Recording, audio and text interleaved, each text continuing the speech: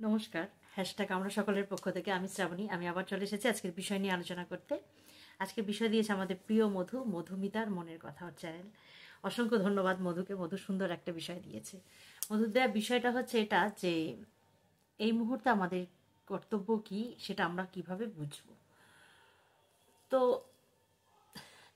এই মুহূর্তে আমার কর্তব্য হচ্ছে এই ইউটিউবের প্ল্যাটফর্মে বসে হ্যাশট্যাগ আমরা সকলের মধুমিতার দেওয়া বিষয়ে আলোচনা করা। এটা আমি এখন মনে করছি, এই মুহূর্তে এটা আমি মনে করছি, কিন্তু মনে করে বসেছি যে এই মুহূর্তে এটাই আমার কর্তব্য যে এখন আমি এই বিষয়টা নিয়ে আলোচনা করব। কিন্তু এই আলোচনার মধ্যেও যদি হঠাৎ আমার ডাক পড়ে, নিচে কাস্টমার এসেছে, আমাকে কিন্তু দৌড়ে চলে যেতে হবে। তাহলে কর্তব্য আমার আমার নির্দিষ্ট কর্তব্য, আমি এখন এটা করছি, কিন্তু আমার যেই ডাক পড়বে আমি চলে যাব। এই রকমই ব্যাপারটা আমার কাছে। তো আমার আমার নির্দিষ্ট এই মুহূর্তে যদি বলি, এই মুহূর্তে আবার এই যে জামাটা পরে রেডি হয়ে গেছি, একটুখানি পরেই আমি সন্ধে দেবো। সন্ধেটা দিয়ে তারপরে আমি দোকানে যাব। এরপরে আমার হচ্ছে এটা কর্তব্য। তা সন্ধেটাতে আমার মেন কর্তব্য, কিন্তু তারও মাঝে সন্ধে দিতে গিয়েও যদি কোনো কাস্টমার আসে, তখন আমাকে বলতে হবে একটু দাঁড়ান আমি আসছি। এটাই হচ্ছে আমার ব্যাপার। তো যেমন কোনো কাস্টমার এলে মানে আমাকে কথা বলতেই হবে, এটাও আমার কর্তব্য। তারই মধ্যে আমার বাড়ির যারা আছেন তাদের যদি কোনো প্রয়োজন হয়, তারা যদি আমাকে ডাকে, সেটাও আমার কর্তব্য। আমি হঠাৎ যাচ্ছি, হয়তো আমি কথার কথা বলছি, এটা হয়েছে আমার সাথে তাই আমি বলছি। আমি গাড়ি আর না আসার কারণে আমার ছেলেকে একদিন স্কুল দিতে যাচ্ছি, তখন ছেলেটা আরও ছোট। তো স্কুল দিতে যাচ্ছি, ভীষণ দেরি হয়ে গেছে, একই গাড়ি আসেনি, গাড়িওয়ালা আগেই কোনো খবর নেই যে আসবে না, হঠাৎ কি বললো গাড়ির চাকাটা কি প্রবলেম হয়েছে, ফোন করে বলছে বৌদি আজকে আমি যেতে পারছি না। এবার ছেলেটা রেডি হয়ে দাঁড়িয়ে আছে, আর ছেলেটা স্কুল যাবে না, তখন তাড়াতাড়ি করে আমি নিয়ে যাচ্ছি। যেতে যেতে এবার দেখতে পাচ্ছি একটা কুকুর বাচ্চা ওই মানে নর্দমায় পড়ে যাচ্ছে, দিয়ে হাতটা এরম করে সাইডের গাছপালাগুলোকে এরম করে ধরে, মানে অর্ধেক ঝুলছে নর্দমায় আর অর্ধেক এরম করে রয়েছে। আমি রিক্সা থেকে এই দাঁড়া দাঁড়া দাঁড়া রিক্সাটাকে নেমে আমি বাচ্চাটাকে তুলে আবার মানে অনেকটা মাঝখানে, যেখানটায় আরও ওর ভাই বোনেরা আরও সব রয়েছে বাচ্চা, সেখানটায় গিয়ে আবার দিয়ে, এটা আমার কর্তব্য। দেখলে তো, এক্ষুনি বললাম কিন্তু যে আমার কাস্টমার এলে আমাকে নিচে নেমে যেতে হবে। তো সেটাই হলো। এখন আসলে শ্বশুর ঠাকুরটা মুখোমুখি চলে আসতো, তো যার জন্য একটুখানি এই সময়টা একটু অসুবিধা হয়। তারপরে তো আমাদের নানান রকম কাজ থাকে, আর আমি বারবারই বলি আমার মানে একরকমই যে কাজ সেটা নয়, শুধুই যে রান্না খাওয়া সেটাও নয়, সাধারণ মানে যা ঘরে যে শুধু রান্না খাওয়া কাজটা বা আদার্স, এমন যদিও আজকালকার দিনে এরকম কারোরই হয় না, কারণ হ্যাশট্যাগ আমরা সকলেতে যারাই আছি তারা প্রত্যেকেই মানে নিজের সংসার ছাড়াও আলাদা আলাদা কাজ নিয়ে প্রত্যেকেই ব্যস্ত। মধু মধু তবু আসে আলোচনা নিয়ে, মিষ্টির সাথে আর একদমই দেখা সাক্ষাৎ হয় না। মানে কি, ও গান দেয়, গল্প কবিতা দেয়, কিন্তু ও যে সামনে বসে এইভাবে কথা বলছে এরকম আর দেখতে পাই না ওকে। যাই হোক, আমি জানি যে ও একটা চাকরি পেয়েছে, যার জন্য ওরও সময়টা খুব মানে কম হয়ে যাচ্ছে। এবার কি সবার পরিস্থিতিটা আলাদা হয়, আমরা যে এখানে আলোচনা করতে বসবো না, আমরা মন প্রাণ থেকে হাজার চাইলে, এই যে আজকে আমি কাস্টমার নিল না, মানে এসছে দেখাতে হলো কিন্তু নিল না ঠাকুর আর কি। তো আমার তাড়াতাড়ি হয়ে গেল, মানে দাম জিজ্ঞাসা করে চলে গেল, কিন্তু সে যদি নিত ঠাকুরটা তাহলে কিন্তু আমি আর সময়টাকে ম্যানেজ করতে পারতাম না, মানে আর আলোচনাটা আমার ওই পর্যন্তই হয়ে থাকতো, তাহলে কিন্তু আমার আর হতো না। কেননা একটা কথা বলি, আমি যদি তার বিলটা লিখতে যেতাম, মানে তিনটে জায়গায় লিখতে হবে। একটা আমার বিলের মধ্যে থাকবে, একটা ঠাকুরের হাতে ঝুলবে কাগজ, আর একটা বিল মানে যেটা স্লিপ রসিদটা তাদের কাছে দিতে হবে, যেহেতু তারা অ্যাডভান্স করবে। মানে একই লেখা তিনটে জায়গায় লিখতে হবে আমাকে। তো এরমই ব্যাপারটা, যে এবার যদি তারা নিত তাহলে কিন্তু ওই আরও কথা বলতে হতো, আরও সময়টা যেত, তাহলে কিন্তু আমি আর এই 5-7 মিনিট আরেকটু যেটা সময়টা বার করলাম সেটা কিন্তু আমি বার করতে পারছি না, পারতাম না আর কি আজকে। তারপরে আমি দোকানে যেতাম, যেহেতু আমার হাজব্যান্ড অফিস থেকে এসে ও আবার ঠাকুরের এই চোখ দেওয়ার জন্য সেট দিচ্ছে, ঠাকুরের গায়ে সেট দিচ্ছে, তো এরকম করবে, তাহলে ও আমায় ছাড়বে অনেকটা দেরিতে। এবার তখন আসবো আমি 8:30, তখন এসে এবার আমায় রুটি তরকারি করতে হবে, তখন না মানে একটা বিধ্বস্ত মতন থাকি আমি আর কি।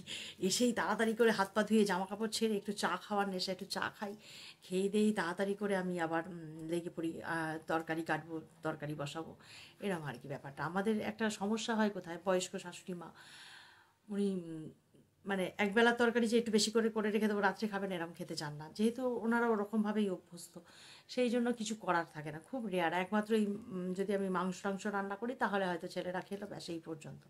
তারপরে একই রকম খাবার সবাই খাবে না, আলাদা আলাদা হবে। এটাই হচ্ছে মানে মহা সমস্যা হয় এগুলো আমার কাছে।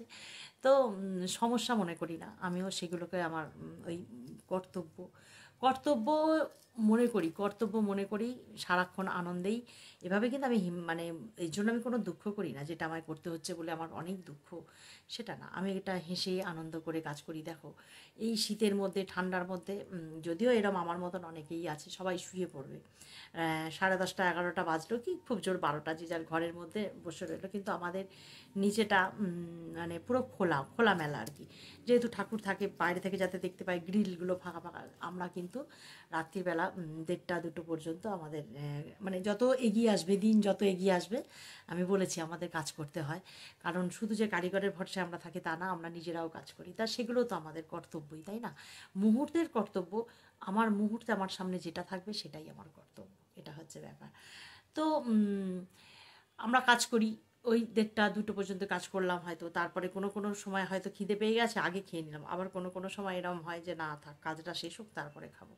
যত সময়টা এগিয়ে আসে ততই আমাদের এই কাজটা মানে আমরা বেশি করে করতে হয় আর কি, সবাই মিলেমিশে করি।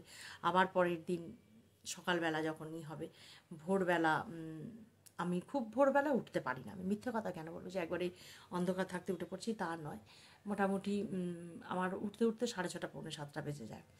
দিয়ে এবার আবার ছেলেটা অফিস যাবে, তার জন্য খাবার মানে ও ভাত নিয়ে যায় আর কি, মাছ ভাত যেটুকুনি সম্ভব হলো ওর মতন আলাদা ওপরে সেটা রান্না করি, করে ও নিয়ে চলে গেল। এরপর আমার আবার দৌড়ে নিচে নেমে যায়, নিচে গিয়ে আবার নিচের রান্নাঘরটা পরিষ্কার করে নিচে রান্না করব। রান্নাটা করতে করতে এগুলো আমি সবটা সব কিছুটা আমার কর্তব্য মনে করি। এবার এই কর্ম ব্যস্ততা বা এই এত কিছুর মধ্যেও আমার যদি বাপের বাড়ি থেকে ডাক আসে, আমার মা বাবা হয়তো মন খারাপ করছে, একটু ফোন করে বলছে অনেক দিন আসিস নি, আয় না, তারই মধ্যে আবার সময় করব যে না আমি আগে থাকতে ব্যবস্থা করতে থাকবো যে না অমুক দিনে এরমভাবে আমি যাব, এর মধ্যে একটুখানি সময়টাকে বার করবো যে না বাবা মা ডেকেছে যেতেই হবে, তাদের তো আর কেউ নেই আমরা ছাড়া, তাই না? আমরা 3 বোন, বারবারই বলি আমার বড় ভাইও নেই, মানে চাই একটু কাছে যে আমাদের কাছে আসুক। তখনই ওই যাই হোক এইটুকু আমি বলি ভগবানকে যে তবু এতটুকু সুবিধা আমাকে দিয়েছে যে আমি দৌড়ে যেতে পারি, মানে খুব দূরে না, যদি আজকে অনেক 3 4 ঘন্টার রাস্তা হতো তাহলে হয়তো যেতে পারতাম না। এত ব্যস্ততার মধ্যেও আমি দৌড়ে আমি মধুকে বলতাম মধুর কি সুবিধা, মধু কাছে বাপের বাড়ি, দৌড়ে গিয়ে বাবা মাকে একটু দেখতে পায়। হ্যাঁ একদম মানে রাস্তার এপিটোপিটি এরকম আর কি, বাপের বাড়ি একটুখানি, মধুর খুব সুবিধা।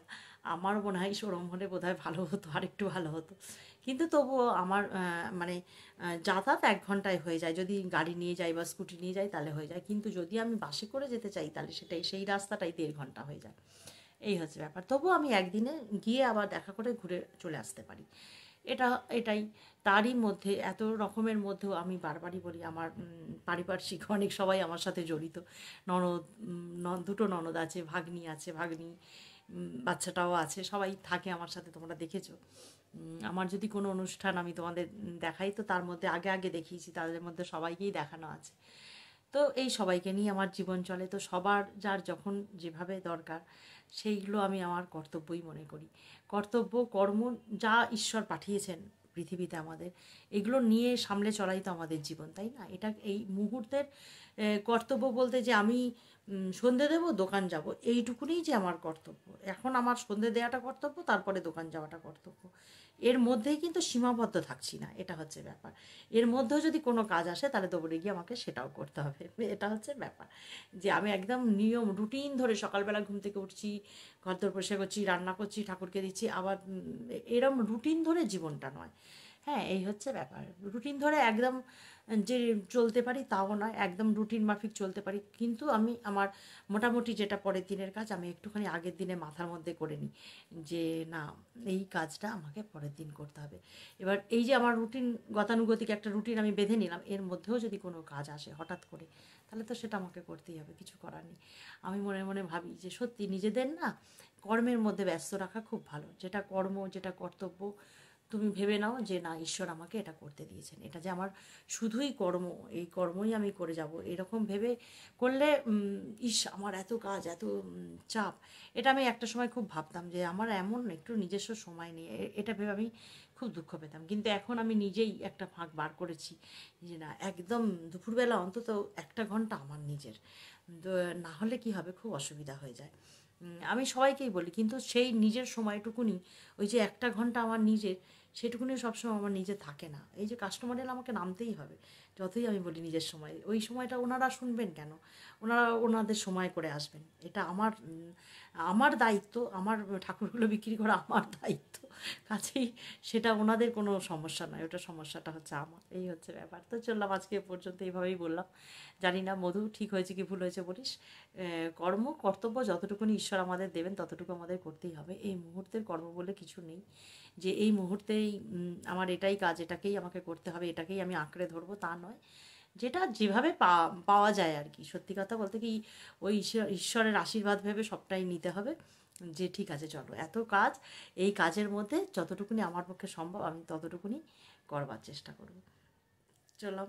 সকালে ভালো থেকো, সুস্থ থেকো, হাসিতে খুশিতে থেকো, আনন্দে থেকো, সকলে ভালো থাকো, এটাই প্রার্থনা করি ঈশ্বরের কাছে।